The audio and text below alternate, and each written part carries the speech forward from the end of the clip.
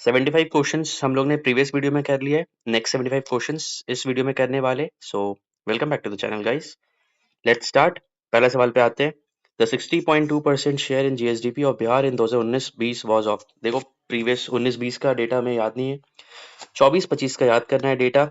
बहुत इंपॉर्टेंट है, आप मेंस में भी कोट कर सकते हो और एक सवाल फिक्स है, इससे सवाल पूछने वाला है। एग्रीकल्चर सेक्टर का 19.9% है। ये इकोनॉमिक सर्वे का डेटा मैं कोट कर रहा हूँ 2024-25। Very very important. 2024-25 के अनुसार एग्रीकल्चर सेक्टर में कितना परसेंट है? 19.9% शेयर है। बहरहाल इसके अलावा 21.5 है हमारा इंडस्ट्रियल सेक्टर। 21.5 है industrial sector and just the service sector which is the most. ठीक है, तो एक आप समझ सकते हो, एक डिलेमा भी है जिसमें वर्कफोर्स बहुत कम है बट सर्विसेज सेक्टर ज्यादा आउटपुट देता है। बट एग्रीकल्चर सेक्टर में क्या है, वर्कफोर्स ज्यादा है, 65% के आसपास वर्कफोर्स है, बट स्टिल 19.9% ही कंट्रीब्यूट कर रहा है। सो दैट इज अ प्रॉब्लम। 58.6% है services sector. So answer is services sector. उस टाइम 60.2 था बट अब 58.6 हो गया। क्लियर, डेटा क्लियर हो गया। Next, moving on to the next question. In which district of Bihar litchi production is maximum. देखो लीची का एरिया पता है, मुजफ्फरपुर। मुजफ्फरपुर, जो मुजफ्फरपुर से होंगे उनको पता है लीची का एरिया मुजफ्फरपुर। 90% के आसपास लीची प्रोडक्शन बिहार से होता है। ठीक है, इसके अलावा कुछ कुछ चीजें याद कर लो। सिवान से मेरे को याद आना चाहिए राजेंद्र बाबू, याद आना चाहिए राजेंद्र प्रसाद। ठीक है, इसके अलावा मौलाना मजरूल हक याद आने चाहिए, एमएमएच। ठीक है, और क्या याद होना चाहिए? सिवान हो गया। छपरा से मुझे बताओ, छपरा से क्या याद आ रहा है? हाँ, छपरा से बताओ। छपरा से देखो याद आना चाहिए घाघरा और गंडक का, घाघरा और गंगा का वहां पे ओरिजिन ये होता है, कन्फ्लुएंस होता है एट छपरा। छपरा में ही ब्रिटिशर्स ने सॉल्ट पीटर फर्नेस और जो रिफाइनरीज था वहां पे उन्होंने इंस्टॉल किया था। तो ये सारी चीज मुझे छपरा से याद आना चाहिए। ठीक है, और छपरा में आपका सोनपुर कैटल फेस्टिवल होता है वो वाले एरिया में। ठीक है, सोनपुर कैटल फेस्टिवल छपरा वाले एरिया में। तो सबसे अधिक लीची कहाँ पाया जाता है? मुजफ्फरपुर। Clear, moving on. 78 पे आओ। Which river is known as the sorrow of Bihar.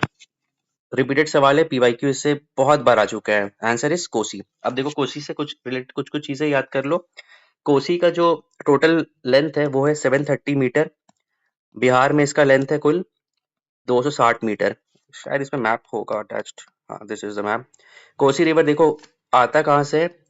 Mount गोसाई थान से आता है। ठीक है, नेपाल से आता है माउंट गोसाई थान से। ठीक है, यहाँ से आता है। बिहार में इसका टोटल लंबाई है कुल 260 मीटर, है ना? 260 मीटर इसका कुल लंबाई है। ठीक है, गंगा से कहाँ मिलता है? ये देखो अपना प्यारा गंगा यहाँ से है। गंगा से कोसी मिलता है कटिहार में, कुर्सेला एरिया में। ठीक है, यहाँ गंगा है, ये वाला पार्ट, इसी पार्ट में कुर्सेला है। ठीक है, कटिहार कटिहार वाले एरिया में, वहां पे इन लोग का ओरिजिन होता है। ठीक है, क्लियर हो गया। अब इससे रिलेटेड और भी कुछ सवाल है क्या? गंगा, गंगा से मेरे को क्या याद आ जाना चाहिए? गंगा से मेरे को याद आना चाहिए गंगोत्री ग्लेशियर। कहाँ पे ड्रेन आउट करता है? बे ऑफ बंगाल में। गंडक, गंडक कहाँ से निकलता है? अन्नपूर्णा से निकलता है। बिहार में इसका कुल 260 मीटर के आसपास है।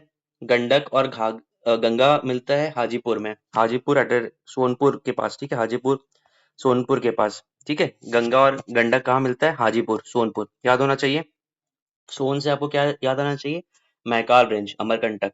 ठीक है, रेडियल पैटर्न से निकलता है। यहाँ तक पूरा क्लियर हो गया? सौरव बिहार सवाल पूछेगा, आपने क्या मारना है? कोसी मारना है ना? कोसी 730 मीटर हो गया। और इसका ओरिजिन कहाँ है? माउंट गोसाइथान से। और कहाँ पे ये गंगा से मिलता है? Kursela, Katihar. Clear, moving on. Average height of snow line. अब ये डिलीटेड सवाल है। पहला बात तो स्नो लाइन उत्तर प्रदेश में क्यों होगा? ठीक है, डिलीटेड सवाल। नेक्स्ट क्वेश्चन पे आओ। The Ishihara test is related with what? Ishihara test, Ishika, अरे वो वेलकम वाला याद आ गया। Ishihara test is related with colour blindness. देखो ये न्यूज में बहुत था। अग्निवीर से रिलेटेड था। ठीक है, तो जो आर्मी टेस्ट होता है, अगर कोई भी सीडीएस का, कैपअप का या आईबी का अगर आपने दिया होगा, सो एक टेस्ट होता है इशिहारा टेस्ट। इशिहारा टेस्ट में आपका टेस्ट होता है कि आप कलर ब्लाइंड हो कि नहीं। So if you are colour blind and DSP और जो आर्म फोर्सेस वाले होते हैं उसमें आप एलिजिबल नहीं हो पाते हो। ठीक है, बोन डेंसिटी को मेजर करने के लिए एक टेस्ट होता है, उसको कहते हैं डेक्सा टेस्ट। ठीक है, क्या कहते हैं? डेक्सा टेस्ट कहते हैं। X stands for X ray air. Dual energy X ray test होता है। ठीक है, हेमोग्लोबिन लेवल नापने के लिए वही आपको ब्लड टेस्ट कराना पड़ता है।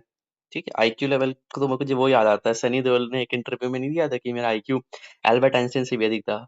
एल्बर्ट आइंस्टाइन का 190 था, सनी देओल ने बोला था कि 280 के आसपास उनका था। सो क्या पता। Who among the following is not associated with Azad Hind फौज? ठीक है, चलो इसके बारे में पूरा जानते हैं ना, आजाद हिंद फौज के बारे में।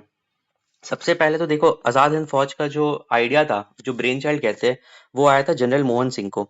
ठीक है, इनको ही ब्रेन चाइल्ड कहते हैं आजाद हिंद फौज का। ठीक है, इनका मेन टास्क था, इन्होंने क्या किया ना, इन्होंने जितने प्रिजनर्स ऑफ वॉर थे, प्रिजनर्स ऑफ वॉर बोले तो जो अ, जो बंधक बन गए, जो प्रिजनर्स हमारे है ना, जो वॉर में गए और बंधक बन गए, सो उनका जो एक एक पूरा ब्रांच था, तो उनको ऑर्गेनाइज किया गया किसके द्वारा? जनरल मोहन सिंह के द्वारा। ठीक है, ये हुआ। उसके बाद कुछ दिन के बाद इन दोनों के बीच में, मोहन सिंह और रास बिहारी बोस, इन दोनों के बीच में डिफरेंसेस आ गया कि लीडरशिप किसको मिलना चाहिए। दोनों के बीच में डिफरेंसेस आ गया। सो उसके बाद general Mohan Singh step down from the post, उन्होंने मतलब अलग हो गए, वो चीज उनसे, आईएनए से अलग हो गए। उसके बाद एंट्री होता है 1943 में हमारे अपने सुभाष बाबू का, सुभाष बोस का। ठीक है, उन्होंने सिंगापुर में आया और आके आईएनए को रीऑर्गेनाइज किया, आईएनए को उन्होंने रीऑर्गेनाइज किया। तो देखो, सवाल आपसे यही पूछेगा, सबसे पहला ब्रेन चाइल्ड कौन है? Captain Mohan, general Mohan Singh. Reorganize किसने किया? सुभाष चंद्र बोस जी ने रीऑर्गेनाइज किया। आईएनए से आपको याद आना चाहिए, 4 रेजिमेंट है, गांधी रेजिमेंट, नेहरू रेजिमेंट है, आजाद रेजिमेंट है, और एक वुमेन के लिए, वुमेन एम्पावरमेंट के लिए लक्ष्मी रेजिमेंट। ठीक है, रानी लक्ष्मीबाई रेजिमेंट। उसका उनका नेतृत्व किसने किया था? किसने किया था? कैप्टन लक्ष्मी सहगल ने किया था। कैप्टन लक्ष्मी सहगल ने किया था, कैप्टन लक्ष्मी सहगल। ये बहुत इंपॉर्टेंट है।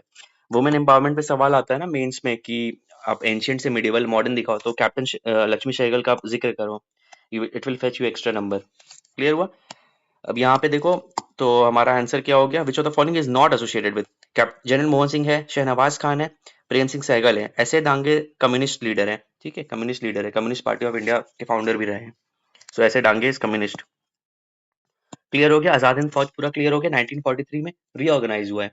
1942 में जनरल मोहन सिंह ने, कैप्टन मोहन सिंह ने उसको वो किया था, ठीक है, ऑर्गेनाइज किया था, और रीऑर्गेनाइज सुभाष चंद्र बोस ने किया था। Very good. नेक्स्ट सवाल पे आओ, इन्फेंट मोर्टेलिटी रेट। देखो, इन्फेंट मोर्टेलिटी रेट क्या होता है ना, proportion of children that die before the age of 1 year as a proportion of 1000 live children born in that particular year, ये होता है। ठीक है, इससे रिलेटेड करंट और फैक्चुअल जो चीज़ है, वो चीज़ देख लो। वो है कि इंडिया का आईएमआर जो है, that is 24.98, so it has improved a lot in the past 10 years, it has improved a lot. Bihar Bihar भी इम्प्रूव हुआ है, 27। Bihar has exceptionally done well in MMR and IMR. IMR भी इंक्रीज हुआ है इंडिया, बिहार का, और मैटरनल मोर्टेलिटी रेट भी। So pretty good. इसके अलावा आप मुझे कमेंट सेक्शन में बताना कि बिहार के लिए कौन कौन सा हेल्थ इनिशिएटिव है, कौन कौन सा स्कीम्स है जो हेल्थ के लिए है, वुमेन के लिए, बच्चों के लिए, है ना। ये आप कमेंट सेक्शन में मुझे बताना, ये मेंस में भी बहुत काम आएगा आपको। चलो, moving on to the next सवाल, which longitude separates Canada and Alaska? So ये फैक्चुअल सवाल है, ये पता नहीं, अगर याद है तो ठीक है, वेल एंड गुड, नहीं है तो याद करें ना। 142 डिग्री वेस्ट लॉन्गिट्यूड जो है वो सेपरेट करता है कनाडा को अलास्का से। ठीक है, यूएसए का पार्ट है ना Alaska. So 141 degree west is the correct answer. Clear? Moving on. Match the following करना है, लिस्ट 1 दिया, लिस्ट 2 दिया है। सबसे पहले तो आपको याद होना चाहिए BD Savarkar, first war of independence. ठीक है, तो आप ये एक यहाँ से यही करोगे तो आप डायरेक्ट आंसर तक पहुंच जाओगे। ठीक है, ए का, बी का एस एन स्टोक्स, 1857। अरे नाम ही पूरा लिख दिया है। 1857 को उन्होंने बस रोमन में लिख दिया, किताब छाप दिया, एस एन सेन। ठीक है, एरिक स्टोक्स, बेन स्टोक्स। सी का 2, पीजेंट एंड द राज। ठीक है, याद कर लेना, Eric Stokes, peasant and the Raj. और S B Chaudhuri, civil rebellion and in the Indian mutinies. याद रहना। रख लेना, नेक्स्ट पार्ट सीधे सवाल आ जाएगा कि ये वाला सवाल आ जाएगा कि the peasant and the Raj किसने लिखा है? So answer will be Eric Stokes. तो ये याद कर लेना, ठीक है, ये वाला याद करने का, इसमें कुछ कॉन्सेप्ट तो है नहीं, याद कर लेना इसका। वीडी सावरकर, वापस से बताओ, VD Savarkar, first war of independence, S N Sen, 1857, Eric Stokes, the peasant and the Raj, and S B Chaudhuri, civil rebellion and in the Indian mutinies. Clear? Next question पे आओ, 85 सवाल है। यार ये देखो, रिपीटेड थीम है, पीवाईक्यू इससे कई बार आया है, तभी मैं बोल रहा हूँ थीम्स आइडेंटिफाई करो। सोशल रिफॉर्म मूवमेंट्स हो गया, ऑर्गेनाइजेशन हो गया, ये सबसे सवाल बनता है। सबसे इंपॉर्टेंट ब्रह्मो समाज, राजा राम मोहन रॉय याद होना चाहिए। आत्मीय सभा आपको याद होना चाहिए, 1814, 1828, विलियम बेंटिक 1833 वाला आपको याद आना चाहिए। ये सारी चीज आपको याद आना चाहिए। सो ब्रह्मो समाज, राजा राम मोहन रॉय, सारा दिया हुआ है। Ramakrishna mission, Swami Vivekananda. Servants of Indian society, Gopal Krishna Gokhale. Comment section में मुझे बताओ कि गांधी जी के पॉलिटिकल गुरु कौन थे, ठीक है। और विधवा विवाह समाज, विष्णु शास्त्री पंडित जी, ठीक है। याद हो गया। ब्रह्मो समाज, राजा राम मोहन रॉय। ब्रह्मो समाज, राजा राम मोहन रॉय। रामकृष्ण मिशन, स्वामी विवेकानंद जी, ठीक है। Servants of Indian society, Gopal Krishna Gokhale. और विश्व विवाह समाज, विष्णु शास्त्री पंडित जी। याद हो गया। चलो, moving on to the next सवाल। Light weight bullet proof helmets and jackets use which of the following fibres for their production. आपने अगर किसी को देखा हो, अगर फौजी या फिर किसी को देखा होगा, तो उनके जो हेलमेट्स होते हैं वो बुलेट प्रूफ होते हैं, है ना।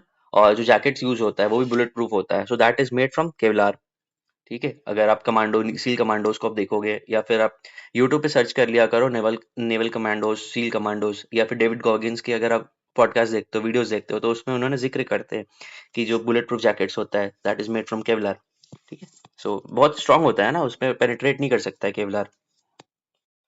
नेक्स्ट सवाल पे आओ। The speaker of the Lok Sabha enjoys. अब ये बहुत बहुत बहुत इंपॉर्टेंट थीम है, ध्यान से पढ़ो, ठीक है। स्पीकर ऑफ लोकसभा के बारे में पूरा बता देता हूँ, क्योंकि ये थीम है, इससे सवाल पूछने वाला है आपसे। So let's start. Speaker of the Lok Sabha. सबसे पहले तो आप बताओ, स्पीकर ऑफ लोकसभा से आपको कौन सा आर्टिकल याद आता है? स्पीकर कौन से आर्टिकल से अपॉइंट होता है? स्पीकर स्पीकर अपॉइंट होता है आर्टिकल 93 के द्वारा, ठीक है। इसके अलावा स्पीकर से मुझे याद आता है, स्पीकर ही मनी बिल को करता है कि यार मनी बिल है या नहीं है। आधार के लिए इतना कंट्रोवर्सी हुआ था, ठीक है। स्पीकर सिंपल मेजोरिटी सेलेक्ट होकर आता है, सिंपल मेजोरिटी जो प्रेजेंट है उस दिन वोटिंग में वो होते हैं। स्पीकर हर पार्लियामेंट्री कमेटी का पार्ट होता है ना।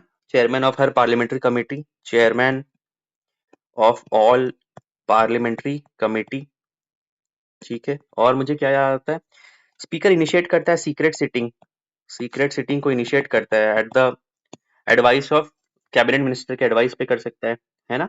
इसके अलावा 10th शेड्यूल के अंतर्गत, what is 10th schedule? Anti defection law आया कब था? कमेंट सेक्शन में बताना। 10th शेड्यूल के अंदर वो डिस्क्वालीफाई कर सकता है एमपीज को। This is a very very very what to say exclusive power which is given to speaker, है ना। ये सारी चीज हो गया। स्पीकर का देखो प्रॉब्लम अभी क्या है, इतना सारा तो चीज है, लेकिन इसके बाद प्रॉब्लम क्या है? एक तो है बाई बाई पार्टीशन रोल है, इसका पार्टीशन रोल होता है, ठीक है। वो फेवर करता है, एलिगेशन है, अभी भी आपने कई बार देखा होगा स्पीकर एक पार्टी को, जो जिस पार्टी से था वो। अच्छा, इसी में मेरे को बताओ, ब्रिटेन में क्या होता है ना, once a speaker always a speaker वाला कॉन्सेप्ट है। वंस अ स्पीकर, इसको मैं थोड़ा सा पतला करता हूँ। Once a speaker always a speaker, इसका मतलब क्या होता है ना, अगर कोई स्पीकर स्पीकर बन गया, so you have to withdraw from the affiliated political party which he was associated with. He has to forgo that political party. But India में वो चीज नहीं होता है, ही और she still enjoys the support of that political party. So that is a difference. अगर सवाल आएगा इंडिया और ब्रिटेन का पार्लियामेंट्री स्ट्रक्चर के बारे में, so you have to mention about speaker वाला चीज भी, कि स्पीकर में ब्रिटिश में चलता है once speaker always speaker, but in India में वैसा सिस्टम नहीं है। कॉन्सेप्ट क्लियर हो गया। और स्पीकर से मेरे को याद आना चाहिए यार, क्योतो होलोहान केस ऑफ 1993। इसमें कहा गया था ना कि जो डिक्लेयर किया गया था, जो सुप्रीम कोर्ट ने डिक्लेयर किया था, प्रिसाइडिंग ऑफिसर का जो वर्डिक्ट है, दैट कैन बी चैलेंज्ड। ये चीज था, ठीक है, क्योतो होलोहान केस में। कॉन्सेप्ट क्लियर हो गया। Moving on. सो स्पीकर से जो सवाल था अपना सॉर्टेड हो गया ना। क्या सवाल था? Speaker of the Lok Sabha enjoys, क्या एंजॉय करता है? Right to vote only in case of tie, the right to vote like other members of the house, no right to vote, two votes one in ordinary case. देखो, right to vote like other members, right to vote only in case of tie, जब कोई tie होता है, tie breaker चीज के लिए speaker का वो पावर है, ठीक है। जब टाई ब्रेकर होता है तब तभी वो एक्सरसाइज कर सकता है अपना पावर, और वो डेडलॉक को रिमूव कर सकता है through his vote, casting his और her vote. Concept clear. Speaker पूरा याद हो गया। 93 आर्टिकल हो गया। क्योतो होलोहान केस आएगा, डायरेक्ट पूछा Kihoto Hollohan case is related to what, you have to answer speaker.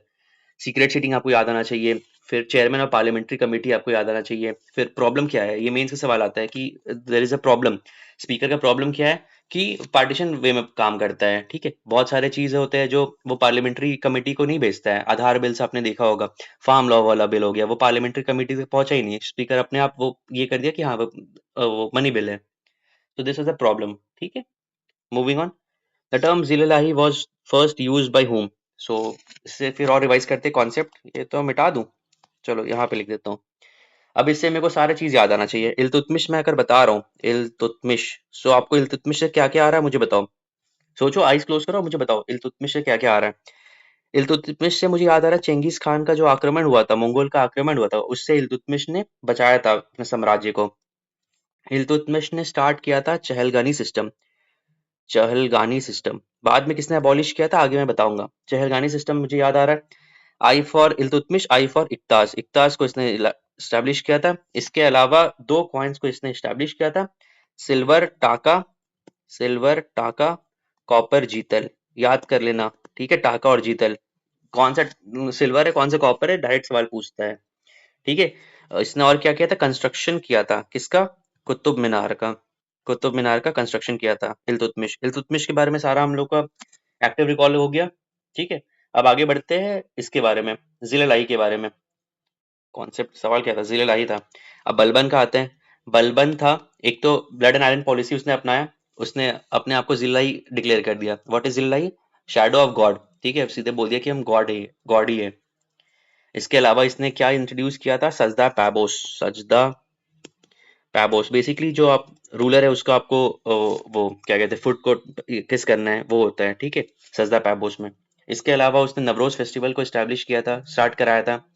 Military department start किया था जिसका नाम था दीवाने अर्ज। दिस इज वेरी इंपॉर्टेंट, किसने स्टार्ट किया था, बलबन, दीवाने अर्ज, दीवाने अर्ज याद रहेगा, दीवाने अर्ज बलबन, ठीक है। यहाँ तक क्लियर हो गया।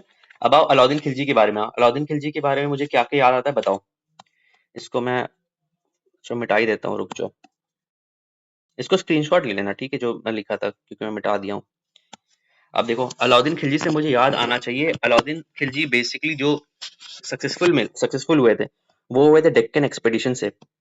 वो खुद नहीं गए थे, उनका एक खास था मलिक काफूर, अगर आपने देखा होगा वो मूवी खिलजी वाला, उसमें वो मलिक काफूर को बहुत अच्छे से पोर्ट्रे किया गया। सो इसमें से रिलेटेड कुछ कुछ चीजें याद कर लो। यादवा किंग, यादवा किंग ऑफ देवागिरी, देवागिरी, ठीक है। ककाटिया किंग, वारंगल के थे, ककाटिया किंग ऑफ वारंगल। जो ककाटिया किंग थे ना, उसी ने ही कोहिनूर डायमंड दिया था, किसको, मलिक काफूर को, और मलिक काफूर ने फिर दिया अलाउद्दीन खिलजी को दिया, ठीक है। वापस से देखो क्या क्या चीज मैंने बताया। अलाउद्दीन खिलजी से मेरे को याद आना चाहिए डेक्कन एक्सपेडिशन। डेक्कन एक्सपेडिशन में Yadav king of Devagiri march करने के लिए आता है। यादव किंग का कैपिटल कहाँ था, देवगिरी। ककाटिया किंग का कैपिटल कहाँ था, वारंगल। और ककाटिया किंग ने कोहिनूर डायमंड किसको दिया, मलिक काफूर को, और मलिक काफूर ने फिर दिया अलाउद्दीन खिलजी को, ठीक है। और मुझे अलाउद्दीन खिलजी से मेरे को याद आना चाहिए, अलाउद्दीन खिलजी से मेरे को याद आना चाहिए उसके reforms, market reforms, market reforms बहुत इंपॉर्टेंट है। शाहीने मंडी, शाहीने मंडी, सवाल पूछेगा शाहीने मंडी क्या है, so it is market reforms, market reforms. Alauddin Khilji से मेरे को याद आना चाहिए स्पाई सिस्टम, ठीक है, बरीद, बरीदे, बरीद कहते थे उसको, ठीक है, इंटेलिजेंस ऑफिसर, बरीदे मंडी, बरीदे मंडी, इंटेल ऑफिसर थे वो लोग, बरीदे मंडी, ठीक है। दीवाने रियासत याद आना चाहिए, वेरी गुड, दीवाने रियासत, दीवाने रियासत, मिनिस्ट्री ऑफ कॉमर्स इसको कहते थे, ठीक है, ministry of commerce. So don't confuse, दीवाने अर्ज बलबन के द्वारा, दीवाना रियासत ministry of commerce which is Alauddin Khilji के द्वारा। कॉन्सेप्ट क्लियर, पूरा चीजें क्लियर हो गया। और भी कुछ है इसमें, अकबर, अकबर से रिलेटेड तो बहुत सारी चीजें, कुछ फटाफट चीजें रिकॉल कराता हूँ मैं। अकबर से मुझे याद आना चाहिए 1556 बैटल ऑफ पानीपत, बचपन से पढ़ते आ रहे हो, 1576 हल्दी घाटी का युद्ध, ठीक है, ये सारी चीजें याद आ गया। अकबर से मुझे याद आना चाहिए 1564 में अबॉलिशन ऑफ जजिया, जो हिंदू के से करते थे उसको उसने अबॉलिश किया, अबॉलिशन ऑफ जजिया। बाद में फिर औरंगजेब ने उसको रीइंट्रोड्यूस कर दिया, अबॉलिशन जजिया हो गया 1564। 1575 में इबादत खाना का उन्होंने ये किया था, इबादत खाना। 1582 में दीन इलाही, दीन इलाही, दीन इलाही को किसने पैटर्नाइज, मतलब पैटर्नाइज ना, किसने फर्स्ट टाइम किया था, बिरबल, फर्स्ट एंड लास्ट वही थे बिरबल जिन्होंने ये किया। दीन इलाही बेसिकली कल्मिनेशन था हिंदू फिलोसफी और मुस्लिम फिलोसफी। सो उनका आइडिया बहुत ही आगे का था, बट उतना सक्सेसफुल नहीं हो पाया उस टाइम पे। It was way ahead of his time. ठीक है, लैंड रेवेन्यू सिस्टम अकबर का बहुत अच्छा था, जब्ती सिस्टम, और एक और था अपना दहसाल सिस्टम। दहसाल सिस्टम, जब्ती सिस्टम, टोडरमल याद आना चाहिए, टोडरमल। सो ये सारा चीज अपना पूरा कॉन्सेप्ट क्लियर हो गया। मेडिवल मेरे को लगता है इससे बाहर नहीं सवाल पूछेगा। बलबन हो गया, इल्तुतमिश हो गया, अकबर हो गया, अलाउद्दीन खिलजी हो गया। सो बहुत ही डिटेल्ड एक्सप्लेनेशन होता है गाइस, इसको अच्छे से आप अच्छे से पढ़ोगे, आराम से आपका सिलेक्शन होगा। अच्छे से पढ़ो, रिकॉल करते रहो, कुछ भी सवाल आ रहा है ना पीवाईक्यू, आपको ऐसे एनालाइज करना है। Many people say that PYQ मैंने पढ़ लिया बट वो रिटेंड नहीं हो पा रहा है। सो कैसे रिटेंड हो रहा है अब देखो। अब आपने पीवाईक्यू देखा, उसके साथ साथ आप एक्टिव रिकॉल करो, सारी चीज को एक्टिव रिकॉल करोगे ना, तब जाके आपका बेस बनेगा। क्लियर है? आगे बढ़ते हैं। The ratio of total deposits that a commercial bank must keep with the reserve bank of India is called. देखो, दो चीज होता है, एक होता है सीआरआर होता है और एक होता है एसएलआर। सीआरआर में क्या होता है ना, कुछ पार्ट, जो एक बैंक है, मान लो एक बैंक है, ये आरबीआई है, तो बैंक को अपना कुछ पार्ट आरबीआई को देना पड़ेगा। क्यों देना पड़ेगा, आप बोलोगे भाई ऐसा क्यों दे रहा है वो। मान लो कभी बैंक लिक्विडेट हो रहा है, कभी बैंक बैंकरप्ट हो गया है, so you have to, bank has to have some money ना। आप अपने जो क्रेडिटर्स है, जो आप मनी लेंडर्स, जो आप एक ह्यूमन बीइंग है, पर्सन है, आप उससे पैसा लिए हो ना, तो आप कैसे चुकाओगे? अगर आपने सारा किसी को दे दिया और वो बैंकरप्ट कर दिया, आपको बैंकरप्सी कर दिया, आपको कंगाल कर दिया, सो आप कैसे चुकाओगे? So you have to have some money as deposit का कुछ रेशियो होता है, that is called CRR. RBI को देना पड़ता है ताकि आरबीआई वो रखे, कुछ भी अगर वो बैंकरप्ट हो गया वो बैंक, तो वो पैसा आरबीआई बैंक को दे देगा कि लो भाई तुम जिसके जिससे उधार लियो उसको चुकाओ। दूसरा होता है एसएलआर। एसएलआर में भी सेम ऐसी होता है, वो कैश में रख सकता है, गोल्ड में रख सकता है, गवर्नमेंट सिक्योरिटी में रख सकता है, लेकिन उसको खुद अपने पास रखना है। बैंक अपने पास रखता है, बैंक को कहीं पार्क नहीं करना, आरबीआई के पास नहीं पार्क करना है, बैंक अपने पास रखता है। अपना टोटल डिपॉजिट का कुछ परसेंट होता है एसएलआर। ठीक है, सेम ऐसी होता है सीआरआर। सीआरआर आरबीआई रखता है, एसएलआर बैंक खुद रखता है। कॉन्सेप्ट पूरा क्लियर हो गया। आरबीआई जहां पूछा है आपने मारना है सीआरआर। अगर पूछता कि बैंक खुद से अपने पास रख रहा है, that will be statutory liquidity ratio. Very very very important concept, और इससे एक सवाल आता है। मूविंग ऑन, 90 नंबर सवाल, अरे 15 सवाल हुआ है, 22 मिनट हो गया, so we have to buckle up. An electron of mass m kg and charge E travels through a from rest through potential difference of V volts. The final energy is, देखो इसका direct formula होता है EV होता है ना। Energy का formula होता है, एनर्जी का फॉर्मूला होता है QV भी होता है, तो Q को आप चार्ज, उससे चार्ज की तरह ले लो, तो E हो गया EV। Clear? Moving on. Which Indian state has the highest literacy rate as per the 2023 census. देखो लिटरेसी रेट का जहां बात होगा, अगर मैं 2011 सेंसस के बारे में बात करूं, ठीक है, 2011 सेंसस से बात करूं, तो आपको क्या क्या याद आना चाहिए। केरला का जो सेंसस था वो था 94% था। ठीक है, was the highest literacy rate. तो कभी भी आएगा आंख बंद करके केरला मार्क कर देना। ठीक है, इंडिया का 2011 सेंसस में कितना था, 74.04% था। बिहार का, हमारे अपना बिहार का कितना था, 61.8%। अब इसको बाइफरकेट कर दो, 71.2 था मेल का एंड 51.5 था फीमेल का। ठीक है, और 2023 सेंसस तो ऐसा कुछ सेंसस नहीं हुआ है, 11 सेंसस ही जो हुआ था उसी पे, तो ये सब शायद सवाल डिलीट हुआ था या फिर इसको आंसर केरला ही माना था आयोग ने। ठीक है, सो 2011 सेंसस के अनुसार केरला है, कितना परसेंट है, 94% है, और इंडिया का 74, बिहार का 61.8। Clear? Which of the following is not associated with Chandragupta Maurya. अब देखो इसका आंसर है Sanchi. Sanchi is associated with Ashok. Ashok से मेरे को सारा चीज याद आना चाहिए। अशोक चंद्रगुप्त मौर्य मैंने प्रीवियस वीडियो में पूरा कवर करा दिया है, मौर्य एम्पायर पूरा मैंने बता दिया है। ठीक है, हरियांग डायनेस्टी मैंने बता दिया, शिशुनाग भी बता दिया, so please do watch that video. Which Indian state top the NITI Aayog SDG index 2023। देखो उस, ये 24 में रिपोर्ट आया था, उत्तराखंड और केरला दोनों ने टॉप किया था। ठीक है, इंडिया का रैंक, इंडिया का स्कोर 71 है और बिहार का डिसमल स्कोर है 57 है। इससे आपको याद आना चाहिए, करंट कुछ जून में ही आया था, और कल मैंने ये करंट अफेयर, और अच्छा गाइस ये करना, मैं सबसे इंपॉर्टेंट जो सब्जेक्ट मंथ वाइज होते हैं ना करंट अफेयर्स का, वो मैं लेकर आ रहा हूँ। कल मैंने जून का पूरा करा दिया, उसके बाद क्वेश्चन नहीं आने वाला है, वो बहुत ही एग्जॉस्टिव है, 50 मिनट के आसपास का वीडियो है guys, please watch that video. उसके अलावा मैं बोल रहा हूँ आपको करंट अफेयर्स कुछ नहीं करना पड़ेगा, जून इज सॉर्टेड। मैं वैसे ही करूंगा। आप अगर पिछले बार का पीवाईक्यू देखोगे, 70th री एग्जाम और 70th का एग्जाम था दिसंबर में, सबसे ज्यादा सवाल आया था जून, जुलाई, अगस्त, मार्च, जो 3-4 महीने पहले के सवाल में सबसे अधिक 60% आपका वेटेज उसी से होता है।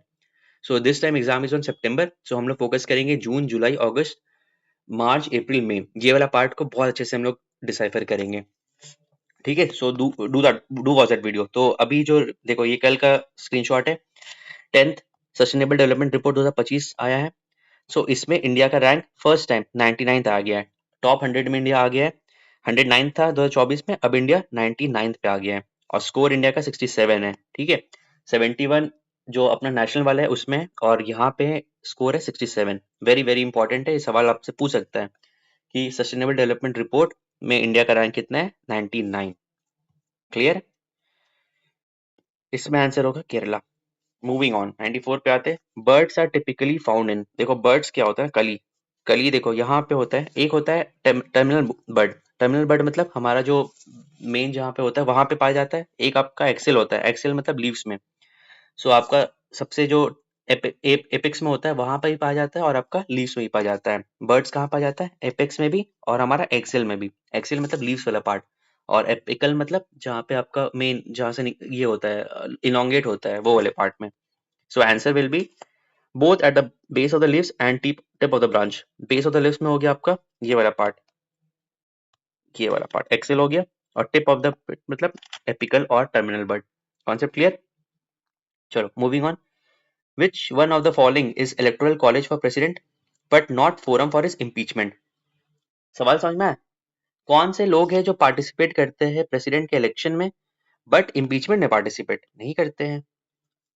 Concept clear.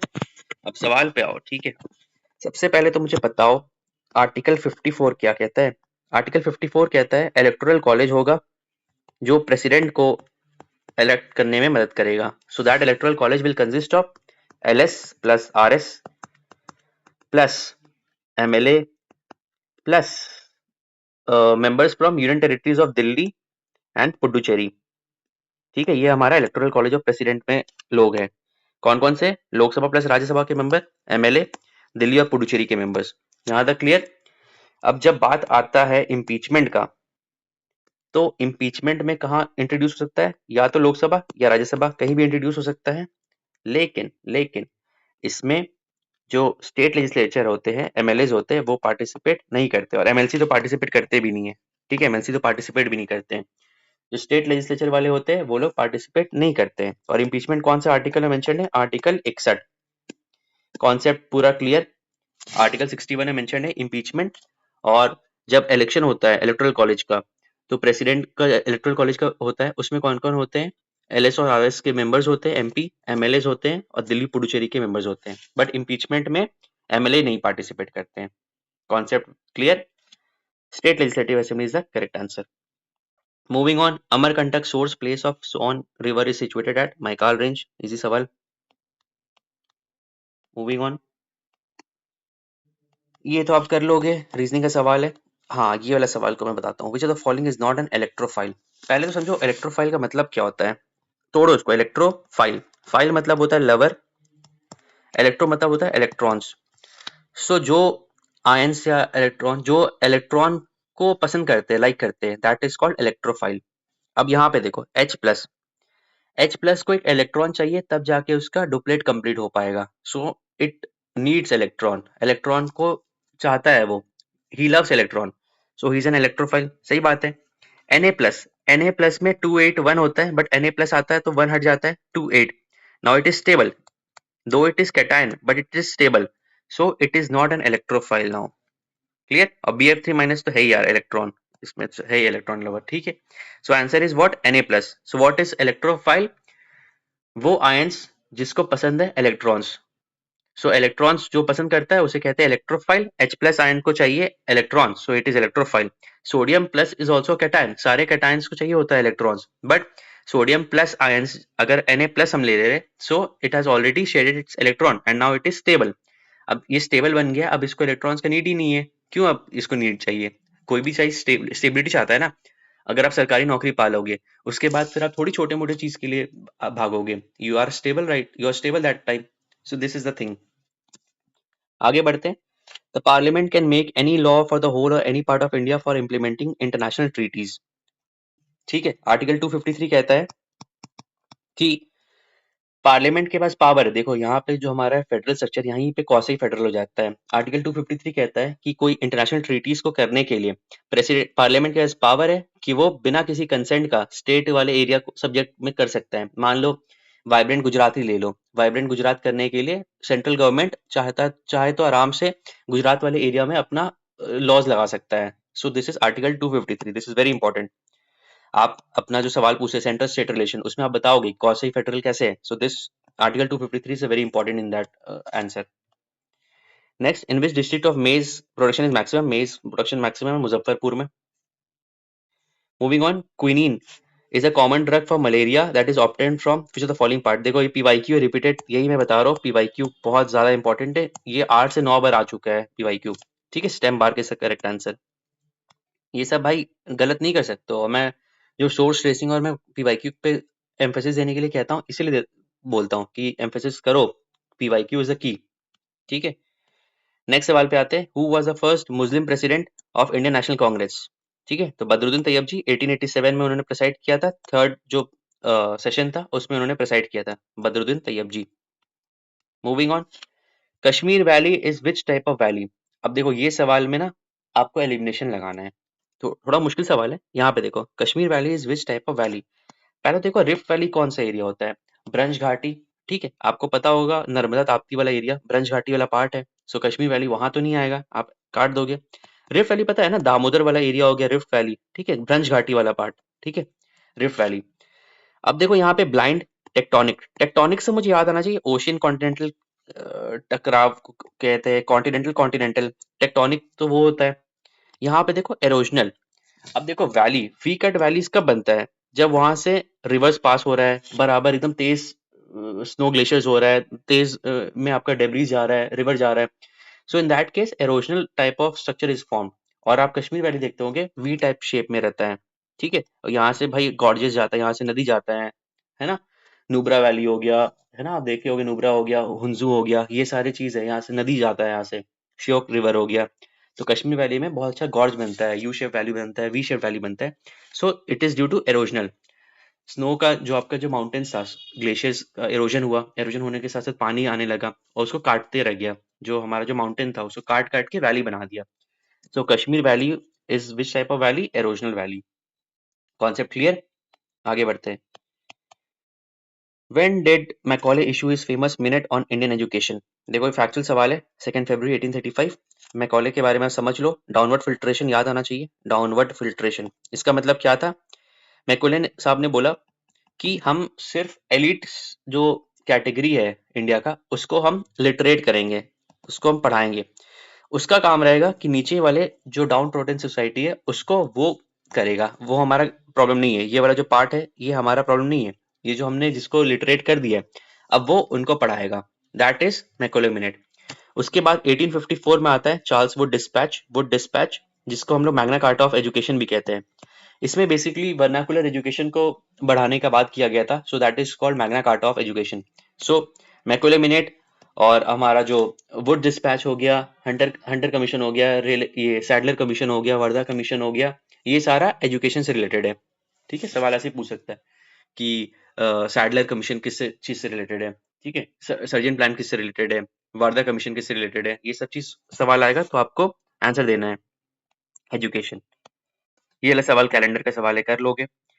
अब सवाल पे आओ, the conductivity of a strong electrolyte.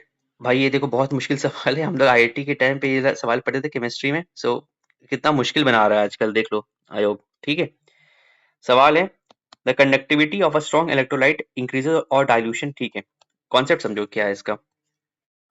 एक बीकर है, दो बीकर है, इसमें कम पानी है, इसमें पानी हमने बहुत डाल दिया है। ठीक है, पानी डाल दिया है इसमें, डाइल्यूशन कर दिया है।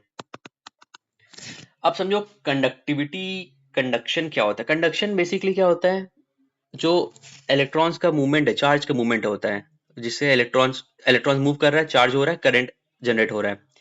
अब देखो आप डाइल्यूशन कर रहे हो, आप पानी डाल रहे हो, यहाँ पे समझो देखो आयंस है, positive negative, positive negative, positive negative, positive negative, positive negative, positive negative. ठीक, जैसे आपने पानी डाला, डाइल्यूशन किया, तो क्या होगा ना, चार्जेस ना घूमने लगेंगे, फैल जाएगा। समझ रहे हो, आप पानी किसी चीज में डालते हो तो फैल जाता है ना, तो वैसे देखो चार्ज अब यहाँ आ गया, एक चार्ज यहाँ पे आ गया, फैल गया, उसको स्पेस मिल गया, डाइल्यूशन में स्पेस मिल गया। अब बताता हूँ concept. Conductivity is nothing, conductivity is conductance per unit area, per unit area, समझो। Conductivity per unit area. अब देखो एक यूनिट एरिया में यहाँ आपका मैं देख रहा हूं, तो यहाँ पे समझो कितना चार्जेस आ गया, 1 2 3 4, 4 चार्ज आ गया। अब इस पर यूनिट एरिया में देखो सिर्फ एक ही आयन है ना, पॉजिटिव आयन है। यहाँ पे 4 आयन है, यहाँ पे एक आयन है। डिक्रीज हुआ, डाइल्यूशन जैसे कियो आपका डिक्रीज हो गया। और कंडक्टिविटी क्या होता है, कंडक्टेंस पर यूनिट एरिया। जैसे आपने डाइल्यूशन किया आपका कंडक्टिविटी डिक्रीज हो गया, कंडक्टिविटी डिक्रीज हो गया। डाइल्यूशन से कंडक्टेंस जो होता है वो इंक्रीज करता है, लेकिन कंडक्टिविटी जो होता है, कंडक्टिविटी डिक्रीज कर जाता है। ये बहुत बहुत बहुत इंपॉर्टेंट कॉन्सेप्ट है। Upon dilution conductance increase but conductivity decrease कर जाता है, क्यों? Conductivity is conductance per unit area. जैसे ये वाला है, पर यूनिट एरिया में यहाँ पे आयंस 4 तो हम लोग को दिख रहा है, 4 आयंस यहाँ पे दिख रहा है, लेकिन इस पर यूनिट एरिया में आयंस सिर्फ एक ही आयंस है। सो जैसे आप डाइल्यूट करोगे, जैसे यहाँ पे बिना डाइल्यूशन का था, केस 1 जो था हमारा विदाउट डाइल्यूशन था, विदाउट डाइल्यूशन था, और यहाँ पे विद डाइल्यूशन था। जैसे आप डाइल्यूट कियो आपका जो आयंस है वो स्पेसिंग दूर दूर भागने लग गया। सो यूनिट एरिया में आपका एक ही आपको आयंस दिखेगा। Concept clear? बहुत मुश्किल कॉन्सेप्ट था गाइस, इसको एक चैप्टर में उसको समझाना पड़ता है। ठीक है, चलो moving on. So decreases on dilution, अब तो कॉन्सेप्ट समझ गए हो ना। The tribal movement Santhal Hul took place in 1855-56. Sidhu Kanu brothers, siblings. Who is the current chairman of ISRO? तो ये याद होना चाहिए, करंट का सवाल है। ठीक है, अभी आप याद कर लो कौन है हमारे chairman. V Narayan, V Narayan. ठीक है, is the current chairman of ISRO. Next सवाल पे हो, which of the following is not associated with Australian continent? बहुत बहुत बहुत मुश्किल सवाल, इसको एग्जाम में स्किप करना ही बेहतर रहेगा। आंसर साल्विन वैली है, सो बस याद कर लेना। बाकी आयर लेक है एडिलेड में। ठीक है, अगर आप क्रिकेट के शौकीन हो गए तो आप देखे होगे कि एडिलेड जब मैच होता है ना तो पीछे वो लेक दिखाते हैं और सिद्धू बाजी इसमें कमेंट्री भी करते हैं, आयर लेक। Which country hosted the COP 28 climate summit in 2023? COP 28, अब तो कॉप 29 आ गया है। COP 29 Azerbaijan, Baku, Azerbaijan. ठीक है, बाकू से मेरे को याद आना चाहिए new collective qualified fund, new collective qualified fund. ये सवाल पूछेगा, ठीक है, ये कहाँ पे हुआ था? तो ये हुआ था हमारा कॉप 29। कॉप 29 कहाँ पे हुआ था? बाकू में। Concept clear?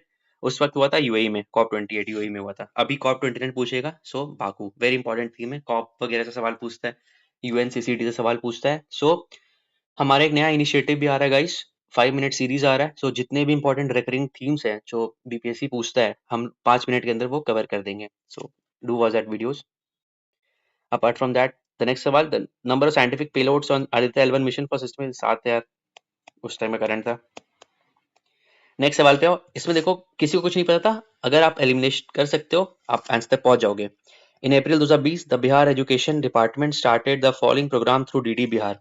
अब यहाँ पे देखो ऑप्शन, देखो एडुकेट करना है, बिहार एजुकेशन डिपार्टमेंट। भाई बिहार एजुकेशन डिपार्टमेंट किस चीज के बारे में होगा? शिक्षा के बारे में होगा, स्कूल्स के बारे में होगा, एजुकेशन के बारे में होगा। ऑप्शन क्या है? कर्षक चौपाल फार्मर्स, फार्मर्स के बारे में क्यों होगा? एजुकेशन वाला है तो। The telecast of a cultural program to save old culture, क्यों होगा भाई ये? अगर कल्चर मिनिस्ट्री के अंदर आएगा, है ना। अब देखो दो ऑप्शन में फंस जाओगे, सी और do. The telecast of E content for class 9 10 student, the telecast for E content for class. अब देखो ये मैंने strategy for securing how good marks in BPSC, कैसे आप 100+ लाओगे, उसमें मैंने स्ट्रैटेजी बताया था कैसे इस टाइप का सवाल को डिसाइफर करोगे। यहाँ पे मेरे को दो ऑप्शन दिखे सेम टाइप का, तो आंसर ये दोनों में से होगा। आप ऐसे भी काट सकते थे। अब यहाँ से मुझे बताओ, एक स्कीम हम ला रहे हैं डीडी बिहार में, तो ज्यादा कॉग्निटिव स्किल्स किसका डेवलप होगा? 5वीं 6ठी क्लास का या 9वीं 10वीं क्लास का? आपके डेमोग्राफिक डिविडेंड में जल्दी कौन जाने वाला है? 5वीं 6ठी क्लास का, 9वीं 10वीं क्लास का? एग्जैक्टली 9वीं 10वीं क्लास का। उसके पास स्किल्स ज्यादा है, कॉग्निटिव स्किल्स उसका बढ़ गया है, उसने 8 9 में बहुत अच्छे से पढ़ाई किया है, 6 7 का नॉलेज ये सब एक्यूमुलेट हो गया। सो इसीलिए ना डीडी बिहार में ये प्रोग्राम आएगा ताकि उसको और ये कर सके, पढ़ा सके। समझ में आया? तो the answer will B 9 10th। Next सवाल पे आओ, all India trade union Congress was formed in the year 1920। President थे हमारे लाला लाजपत राय जी। ठीक है, लाल बाल पाल याद आना चाहिए, एक्सट्रीमिस्ट मॉडरेट्स याद आना चाहिए, 1916 याद आना चाहिए। ये सब एक्टिव रिकॉल आपको करना है, आप क्वेश्चन देख के आपको एक्टिव रिकॉल करना चाहिए सारी चीजें, ठीक है। Moving on to the next सवाल। एज भाई साहब ये बहुत मुश्किल सवाल है। As a diameter of objective lens of a telescope increases the resolution of telescope, क्या करता है? देखो इसका फॉर्मूला होता है simple, R equal to 1.22 lambda upon D, lambda is wavelength और R इज रिजॉल्विंग पावर। अब कह रहा है as a diameter of objective lens of a telescope increase, अगर आप डायमीटर को इंक्रीज कर रहे हो, डायमीटर इंक्रीज, डिनोमिनेटर को इंक्रीज कर रहे हो, सो दिस विल आपका डिक्रीज, ये ओवरऑल आपका डिक्रीज कर जाएगा, स्मॉल हो जाएगा। सो अगर आपका रिजॉल्विंग पावर स्मॉल हो गया, दैट मीन्स आप ज्यादा अच्छे से, अच्छा इसमें मैं कुछ कॉन्सेप्ट बताता हूँ, क्या होता है ना, कॉन्सेप्ट समझो। रेजोल्यूशन, पहले बात तो जो कैमरा रेजोल्यूशन सुनते हो ना, वो क्या होता है, समझो रेजोल्यूशन क्या होता है। आपका जो कैमरा होता है ना, अलग अलग एरिया से जो लाइट्स आ रहा है उसको कैप्चर करके एक इमेज में कन्वर्ट कर देता है। जैसे मान लो आप अपने दोस्त का तस्वीर ले रहे हो, तो जितने भी लाइट्स स्कैटर होके वहां पे बन रहा है, वो उसका इमेज बना दे रहा है। जैसे यहाँ से लाइट आ रहा है, वो इमेज बना दे रहा है, ठीक है। रेजोल्यूशन, कैमरा का रेजोल्यूशन वही करता है, ठीक है। अब जितना कम रेजोल्यूटिंग पावर होगा, ठीक है, वो उतना अच्छे से सेपरेट कर सकता है, सेपरेट कर देगा, ठीक है, समझ में आया? जितना आपका कम रिजोल्विंग पावर होगा, रिजॉल्विंग पावर होगा, उतना इजीली वो डिफरेंशिएट कर देगा, जो सामने पार्टिकल है उसको डिफरेंशिएट कर देगा। यहाँ पे मान लो एक रोज रखा हुआ है, लोटस रखा हुआ है, तो वो रिजॉल्विंग पावर जितना कम होगा वो डिफरेंशिएट कर सकता है, आपको फोटो दिखा देगा कि ये रोज है, ये लोटस है, अब आप डिफरेंशिएट कर दोगे। तो जितना स्पेसिंग कम होगा उतना अच्छा रिजॉल्विंग पावर होगा, रिजॉल्विंग पावर कम होगा, सो आपका क्या हो जाएगा, इजीली वो डिटेक्ट कर लेगा रेजोल्यूशन को। कॉन्सेप्ट क्लियर हो गया? अब देखो यहाँ पे आपका डिक्रीज कर गया, ओवरऑल क्या हो गया, डिक्रीज हो गया, है ना। सो ये हमारा क्या हो जाएगा, resolution power as a diameter objective telescope increase, तो रिजॉल्विंग पावर उसका डिक्रीज हो जाएगा और इजीली वो डिफरेंशिएट कर जाएगा, तो ये इंक्रीज हो जाएगा। Concept clear? बस ये फॉर्मूला लगाना, R equal to 1.22 pi by diameter, ठीक है। मुश्किल सवाल था यार, इसको स्किप भी कर सकते हो, ये कॉन्सेप्ट बहुत मुश्किल है, 12वीं क्लास का किताब में पढ़ते थे हम लोग इसको। और देखो अभी तक कॉनकेव लेंस कॉन्वेक्स लेंस पे ही सवाल आता था ना, सो टेलीस्कोप पे सवाल आ रहा है, ऑब्जेक्टिव लेंस थोड़ा सा कर रहा है, बट स्टिल देखो इस टाइप का सवाल नहीं होने वाला है, जो कॉमर्स बैकग्राउंड का, आर्ट्स बैकग्राउंड का, ये सब सवाल वो नहीं कर सकता है। इतना मुश्किल सवाल फॉर्मूला आपने कोई एनसीईआरटी में अभी तक पढ़ा ही नहीं होगा, 10th क्लास के एनसीईआरटी में पढ़ा भी नहीं होगा। और ये भी दिया है एकदम एग्जाम्पलर वाला, जो एनसीईआरटी एग्जाम्पलर होता है 12वीं क्लास का, उसमें दिया हुआ है। सो ये सवाल मुश्किल है, इसको स्किप कर सकते हो। Who is the prime minister of Italy? जो ये तो याद होना चाहिए सबको, ठीक है। In India which of the following city has been declared as the first city of literature, ठीक है, कोझिकोडे केरला लिटरेचर कैपिटल है। World famous painting is found in which district of Bihar, ठीक है, Madhubani. A British citizen staying in India can not claim right to freedom of trade and profession, ठीक है, profession थोड़ी भाई उसका ये है कि भाई हम यही करना, बेन स्टोक्स यहाँ पे आके बोलेगा कि नहीं मेरे को आईएएस ऑफिसर बनना है, वो तो नहीं हो सकता ना। Who introduce the permanent settlement in Bihar? देखो होता क्या है, 1764 का बक्सर का युद्ध के बाद ईस्ट इंडिया कंपनी को मिल जाता है दीवानी राइट्स, कि भाई आप लैंड कलेक्ट करो, बट कुछ दिन के बाद 1770 के बाद फमाइन वगैरह आ गया, फिर ब्रिटिशर्स को समझ में आ गया कि भाई India is not for beginners, तो फिर वो क्या करते हैं ना, वो अच्छे से कलेक्ट नहीं कर पाते रेवेन्यू। 1793 में परमानेंट सेटलमेंट आता है, लॉर्ड कॉर्नवालिस लाते हैं। अब वो जमींदार्स को बना देते हैं परपेचुअल लैंडलॉर्ड्स, बोलते हैं कि भाई तुम ही लोग कलेक्ट करो, मेरे बस का बात नहीं है। उन लोग का सिंपल वही है, India is not for beginners, तुम लोग कलेक्ट करो, पीजेंट से टैक्सेस कलेक्ट करो और मुझे भेजो, ठीक है। सो परमानेंट सेटलमेंट 1793 याद आना चाहिए, कॉर्नवालिस याद आना चाहिए, और कॉन्सेप्ट क्लियर हो गया। नेक्स्ट सवाल पे आओ। Who threw harmless bombs in central legislative assembly? Bhagat Singh और बटुकेश्वर दत्त। जतिन दास हंगर स्ट्राइक से रिलेटेड है, भगत सिंह से याद सब आ जाना चाहिए, अच्छा सारे याद आ जाना चाहिए, ठीक है, 23 मार्च 1931 याद आना चाहिए। विच of the following seed is use in the production of engineer diamonds? Answer is graphite, ठीक है, ये याद होना चाहिए, जो इंजीनियर डायमंड्स होते हैं, जो डायमंड जो बनते हैं, ठीक है। अच्छा डायमंड और ग्राफाइट से आपको याद आ रहा है ना, उस दिन मैंने कराया था पीवाईक्यू में, हेक्सागोनल एरे होता है, यहाँ पे क्या होता है, 3D स्ट्रक्चर होता है, ठीक है। डायमंड आपका बहुत स्ट्रांग होता है, ग्राफाइट सॉफ्ट होता है, और इंजीनियर डायमंड अगर बनाना है तो ग्राफाइट यूज करते हो। In which district of Bihar the foxnut is produced highest? Foxnut बोले तो मखाना, मखाना से मेरे को याद आना चाहिए, मखाना बोर्ड ऑफ इंडिया अभी गठन हुआ है, निर्मला सीतारमन ने ये किया है, मखाना बोर्ड, मखाना से मेरे को याद आता है मखाना मैन ऑफ इंडिया, बहुत बहुत इंपॉर्टेंट है, ठीक है, ये सवाल आपसे पूछ सकता है। सत्यजीत गुप्ता नाम है इनका, सत्यजीत सिंह नाम है, सॉरी सत्यजीत सिंह, सत्यजीत सिंह। ठीक है, makhana man of India, direct सवाल पूछेगा। Makhana is a very important theme, बहुत न्यूज में है makhana, don't skip it. Makhana board of India Bihar में बना है, और makhana man of India Satyajit Singh. ठीक है, बिहार में कहाँ पे होता है? मधुबनी वाले एरिया में। मूविंग ऑन, गुलामगिरी के ऑथर ज्योतिबा फुले जी। ठीक है, दालमेतियन कोस्ट इज, देखो कास्ट टोपोग्राफी, पहले बात तो जानो, कास्ट टोपोग्राफी लाइमस्टोन जिप्सम वाले एरिया से होता है। ठीक है, और आपके अंडरग्राउंड केव्स हो गया, वहां पे होता है, कोस्टल एरिया वाले में होता है। सो डालमेटियन कोस्ट, कोस्ट आपको दिख गया तो आप मार दो ना foothills of karst. Karst topography वही होता है, लाइमस्टोन वाला एरिया, अंडरग्राउंड केव्स वाला एरिया वाला हो गया, वहीं पे उसको कहते हैं। ठीक है, moving on, which of the following is a function of central bank? देखो central bank, money of last resort, bankers last resort, bankers friend हो गया, सारा चीज वही होता है central bank. Bank facilities government देता है, manage the repo rate, repo rate को मैनेज करता है, लेंडिंग टू कमर्शियल बैंक्स। ठीक है, सारा चीज आरबीआई का फंक्शन है। Moving on, a nail is nailed into the trunk of a tree at a point 1 meter from the soil level. After 2 years the nail will, देखो कोई एक plant है, ट्री है, थोड़ा सा गलत बन गया ट्राइग्राम, प्लांट समझो ऐसा प्लांट है। ठीक है, लीव्स यहाँ पे दिखा दे रहा हूँ। कह रहा है कि अगर हम इसके ट्रंक में गड्ढा कर देंगे 1 मीटर का, तो 2 साल के बाद क्या होगा? देखो पेड़ जो बढ़ता है एपिकल पार्ट से बढ़ता है, ट्रंक वाले पार्ट से सिर्फ थिकनेस बढ़ेगा आपका। सो अगर आप इस वाले एरिया में आप सोचोगे कि 2 साल के बाद बढ़ जाए, तो नहीं, ये सिर्फ चौड़ा होगा, फैलेगा। आप घर पे बस लेटे लेटे रहोगे तो आप चौड़े हो गए, आप लंबे तो नहीं होगे ना। लंबे कब होगे? जब आपका एपिकल वाले एरिया में आपका, अगर आपने वो नेल को चुभाया है। अगर आप अपने गर्थ गर्थ वाले एरिया में करोगे तो आप थिकनेस में फैलोगे बस। सो this is answer, it will remain at the same position. Clear? Next सवाल पे आओ। कुंवर सिंह सवाल रिपीटेड थीम है तो ये तो कर लोगे।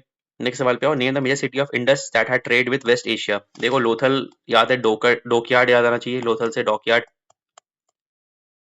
ठीक है, वहीं से आपका ट्रेड होता था, डॉकयार्ड लोथल गुजरात वाले एरिया में। ठीक है, लोथल। विच of the following is responsible for production of shadow? Shadow का प्रोपोगेशन के लिए हमें चाहिए होता है जो लाइट होना चाहिए ना, स्ट्रेट लाइट में, स्ट्रेट पाथ में जाना चाहिए light, that will be rectangular propagation of light. ठीक है, डिफ्रैक्शन, इंटरफेरेंस, पोलराइजेशन मैंने पीवाईक्यू पार्ट 1 वाले सीरीज में पूरा करा दिया है। रिफ्लेक्शन क्या होता है, रिफ्रैक्शन क्या होता है, डिफ्रैक्शन क्या होता है, इंटरफेरेंस, पोलराइजेशन, सारा चीज मैंने कॉन्सेप्ट क्लियर किया है। इसके अलावा वन शॉट सीरीज आने वाला है जिसमें ऑप्टिक्स, ठीक है, फिजिक्स में जितने भी इंपॉर्टेंट थीम्स है सारे चीज कवर हो जाएंगे वो चीज में। ठीक है, moving on, who was the president of India at the Indian national Congress of गया session 1922? Very important, Chittaranjan Das. 1922 1923 बहुत इंपॉर्टेंट है। स्वराज दल आपको याद आना चाहिए, मोतीलाल नेहरू, चित्तरंजन दास आपको याद आना चाहिए। Expanded form of UPI, unified payment interface. UPI कौन कौन से कंट्री ने अडॉप्ट किया है, फ्रांस ने किया है कि नहीं, आप मुझे कमेंट सेक्शन में मुझे बताना। Liver contains what? लिवर देखो, लिवर कंटेन्स क्या करता है, फैट सोल्यूबल वाइटामिन को करता है, फैट सोल्यूबल में ए और डी को करता है। और अगर देखा जाए वाटर सोल्यूबल में, तो वाटर सोल्यूबल में B12 को करता है और बाकी बी को नहीं करता है। So option A B C, B को, सारा बी को नहीं करता यार, तो वो नहीं जाएगा, नन ऑफ द अबव। सिर्फ लिवर देखो, फैट विटामिन ए को करता है लिवर, वो तो बहुत बहुत करता है। विटामिन डी को करता है, उतना नहीं करता जितना विटामिन ए को करता है। इसके अलावा अगर वाटर सोल्यूबल में देखा जाओगे तो विटामिन B12 को करता है, बाकी विटामिन को नहीं करता है। ठीक है, moving on, which state of India is called as the state of minerals? Odisha. Odisha से मो ओडिशा याद आना चाहिए। ठीक है, ओडिशा से नवीन पटनायक याद आना चाहिए। नवीन पटनायक को रिप्लेस किया मांझी साहब। मांझी साहब का डिस्ट्रिक्ट कौन सा था जहां से कंस्टिट्यूएंसी लड़े थे? क्योंझार। ऐसे याद करो guys. Chitrakoot temple is located in which state? ठीक है, minimum age for MP lower house, upper house and president is 25, 30, 35। What is the unit of measure of magnetic field? देखो मैग्नेटिक फील्ड से उस वक्त भी सवाल आया था, पहला पार्ट जब डिस्कस किए थे, मैग्नेटिक फील्ड डेंसिटी आया था ना, magnetic flux density, magnetic flux density, IBL याद आ रहा है? आईबीएल, ये सब जो पढ़े हो पिछले क्लास, नहीं पढ़े हो तो रिवाइज करो जाके अभी। ठीक है, बहुत इंपॉर्टेंट है, इससे एक सवाल पूछ रहा है। Answer is Tesla. अब तो टेस्ला ऐसा भी हो रहा है, कहाँ पे लिखा गया ये बताना मुझे, जहाँ पे बहुत विवाद चल रहा है अभी हिंदी को लेके। ठीक है, the person who has been president of India, ठीक है यार, क्या नारायण शाह, इसका पता नहीं आंसर क्या था, एक बार चेक कर लेना इसका आंसर, फैक्चुअल सवाल है एकदम, नो आइडिया। मैं भी यार रियल टाइम पे ही सॉल्व कर रहा हूँ। सो amid the distributaries of which of the river is situated DV island, DV island Krishna नदी पे सिचुएटेड है, ठीक है। डीवी आइलैंड ये पीवाई क्यू आ चुका है ना, यूपी पीसीएस में इस सवाल आया था डीवी आइलैंड, मतलब मैच द फॉलोइंग पे कुछ था, तो डीवी आइलैंड था। तो ये बोल रहा हूँ P Y Q is very important यार, व्हाट्सओएवर अभी जितना भी लेटेस्ट एग्जाम्स हो रहे हैं, तो मैं उसका भी कंपाइलेशन ले आऊंगा, B eight Himachal Pradesh PCS, Haryana PCS, सारे का एक ले आऊंगा कंपाइलेशन, जो भी इंपॉर्टेंट रेकरिंग थीम चल रहा है। फिर अभी कैप अप होने वाला है ना, यूपीएससी के जो सवाल आए वो डिस्कस कर लेंगे अपन। चलो नेक्स्ट सवाल पे आओ, लास्ट 10 सवाल है, 1 घंटा लग जाएगा। खैर कोई नहीं, कॉन्सेप्ट तो पूरा क्लियर हो गया ना। Which among the following is a tool of fiscal policy, बताओ। फिस्कल पॉलिसी और मॉनेटरी पॉलिसी क्या होता है भाई? फिस्कल मॉनेटरी, मॉनेटरी कौन करता है? आरबीआई करता है। फिस्कल कौन करता है? सरकार करती है, जिसको आप इलेक्ट करके लाते हो, ठीक है। सो टैक्सेस करता है सरकार, सरकार टैक्स बढ़ा सकता है, इनडायरेक्ट टैक्स, इनकम टैक्स, बाकी credit ceiling, bank rate, cash reserve ratio, ये सारा मॉनेटरी पॉलिसी के अंदर आता है, रिजर्व बैंक, ठीक है। Moving on, steam methane for reforming technique is used to obtain what, थोड़ा सा कॉन्सेप्ट इसमें पढ़ना पड़ेगा, देखो। चलो आओ देखते हैं नेक्स्ट पेज में, थोड़ा सा इंपॉर्टेंट है। स्टीम मीथेन रिफॉर्मिंग टेक्निक क्या होता है? पहले तो देखो ग्रीन हाइड्रोजन कैसे फॉर्म होता है। ग्रीन हाइड्रोजन जो हमारा फॉर्म होता है, that is form from electrolysis, थोड़ा ज्यादा बड़ा हो गया ये वाला, electrolysis of water. Electrolysis of water से क्या होता है, हमारा ग्रीन हाइड्रोजन प्रोड्यूस होता है। और कैसे होता है इलेक्ट्रोलाइसिस ऑफ वाटर? किसका होता है? सोलर का हो गया, विंड का हो गया, जितना भी रिन्यूएबल एनर्जी हो उससे होता है। सो कॉन्सेप्ट क्लियर, हमारा क्या है? Green hydrogen through water electrolysis. अब आते हैं brown hydrogen. What is brown hydrogen? Brown hydrogen हमारा होता है, ब्राउन हाइड्रोजन हम लोग को मिलता है कोल गैसिफिकेशन से, फॉसिल फ्यूल से बेसिकली, ठीक है। सो थोड़ा डेंजरस है, CO2 ज्यादा इसमें प्रोड्यूस होता है और हमारे क्लाइमेट चेंज के लिए बहुत ज्यादा हानिकारक है ये।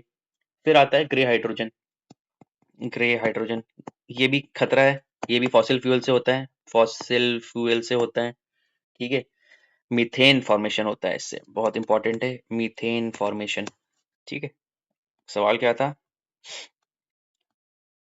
Green steam methane reforming techniques used to obtain, steam methane होता है ग्रे हाइड्रोजन से। इसका रिएक्शन बता देता हूँ, देखो क्या होता है। CH4 प्लस इलेक्ट्रोलाइसिस होता है वाटर का, H2O ले लो, कार्बन मोनोऑक्साइड बनेगा और H2 निकलेगा बाहर। बैलेंस करो, रिएक्शन 4 है 6, 3 से मल्टीप्लाई करो, 3 6 बराबर, ठीक है। अब CO को अब रिएक्ट करो वापस से पानी के साथ, तो बन जाएगा CO2 प्लस H2 बाहर निकल जाएगा, बस यही हमारा ग्रे हाइड्रोजन। तो किससे बनता है ये? Steam methane. मीथेन दिख गया ना यहाँ पे, स्टीम मीथेन, स्टीम मीथेन है यहाँ पे, ये रहा हमारा, कहाँ गया मीथेन, स्टीम मीथेन को रिएक्ट करा दियो तो क्या बन गया हमारा? Grey hydrogen. बहुत इंपॉर्टेंट क्वेश्चन नहीं है ये इसको स्किप कर सकते हो, थोड़ा मुश्किल सवाल है, ट्रिकी सवाल है। The primary function of finance commission 280, तुरंत याद आना चाहिए, क्या फंक्शन है इसका? Distribution of revenue between centre and state. बच्चों वाला सवाल है, लप्पू सवाल है, सब गलत नहीं करना है। Who describe the first revolt of India? First बच्चों का सवाल है यार, BD Savarkar. C is the brother of, इसको तो कर जाओगे आप। Standard electrode potential of 3 metals A, B, C are 0.5 volt, -3 volt, -1.2 volt respectively. Reducing power of this metals would be, अब देखो जितना ज्यादा नेगेटिव होता है ना, उतना आपका रिड्यूसिंग पावर होता है। जितना ज्यादा नेगेटिव, सबसे ज्यादा नेगेटिव कौन है? -3 वोल्ट, आंसर क्या होगा? बी। फिर उसके बाद सी, BCA।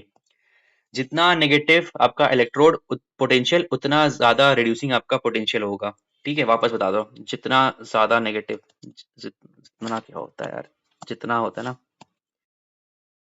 जितना ज्यादा नेगेटिव इलेक्ट्रोड पोटेंशियल, उतना ज्यादा रिड्यूसिंग पावर, ठीक है। सो -3 वोल्ट का सबसे ज्यादा रिड्यूसिंग पावर होगा, फिर सी का, फिर हमारा ए का। चलो नेक्स्ट सवाल पे आओ। NNP at factor cost is equal to national income. Next सवाल पे आओ। इंडियन एसोसिएशन बहुत इंपॉर्टेंट है, इंडियन एसोसिएशन सुरेंद्र नाथ बैनर्जी। मद्रास महाजन सभा, मद्रास नाम से थोड़ा लगना चाहिए। बॉम्बे प्रेसिडेंशियल एसोसिएशन, दादा भाई नारोजी। पूना सार्वजनिक सभा, जस्टिस रनाडे। क्लियर, आगे बढ़ते हैं। Compare to burn due to air at 100 degree centigrade, the burn due to steam at 100 degree centigrade is more dangerous और लेस डेंजरस। समझो भाई, ज्यादा स्टीम अगर कभी देखे होगे जो स्किन बर्न होता है, सबसे ज्यादा प्रॉब्लम किससे होता है? जब जब भाप जब आपका बॉडी में, आपका नहीं किसी के बॉडी में जाता है, उससे सबसे ज्यादा बर्न होता है। क्यों? देखो क्या होता है ना, स्टीम जो 100 डिग्री सेंटीग्रेड में होता है ना, जब स्किन के कांटेक्ट में आता है, स्किन के कांटेक्ट में जब आता है ना, तो स्टीम वापस ना कंडेंसेशन करना चाहता है। मतलब ये वाला स्टेट से लिक्विड स्टेट में, गैसियस स्टेट से लिक्विड स्टेट में कन्वर्ट करने जाता है। अब कोई भी स्टेट में जब कन्वर्जन होता है ना, तो बहुत ज्यादा हीट निकलता है। इसी को कहते हैं latent heat of vaporisation. Vaporisation, बहुत जोर से हीट निकलता है और यही हीट हमारे बॉडी में फैल जाता है और पूरा जल जाता है वो एरिया। ठीक है, सो इसीलिए मेन इसका कॉन्सेप्ट यही है कि कंडेंसेशन होता है। लिक्विड चाहता है कि जो गैसीय स्टेट है वापस चाहता है कि कंडेंसेट होकर लिक्विड बन जाए, और इसके एवज में बहुत ज्यादा हीट रिलीज होता है। सो यही कारण है। Concept clear? Moving on to the next सवाल। 149 तो यार रीजनिंग है, कर लोगे।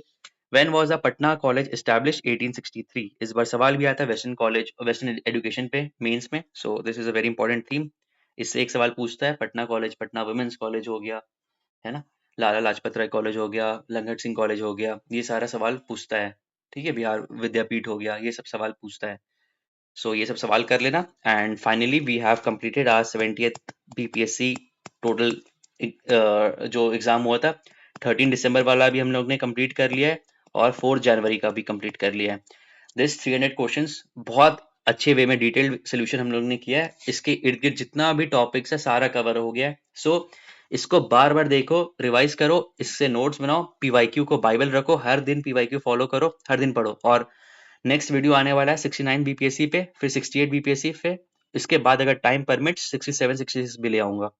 तब तक के लिए जस्ट रिवाइज रिवाइज रिवाइज। और इसके अलावा करंट अफेयर्स सॉर्टेड है गाइस। करंट अफेयर्स के लिए आप आराम से रिलाई करो, जो मैंने कल वीडियो बनाया जून करंट अफेयर्स, उससे पूरा कंप्लीट कर लो। ठीक है, उसके अलावा 5 मिनट सीरीज आने वाला है, 5 मिनट सीरीज आपने देखना है पूरा इससे।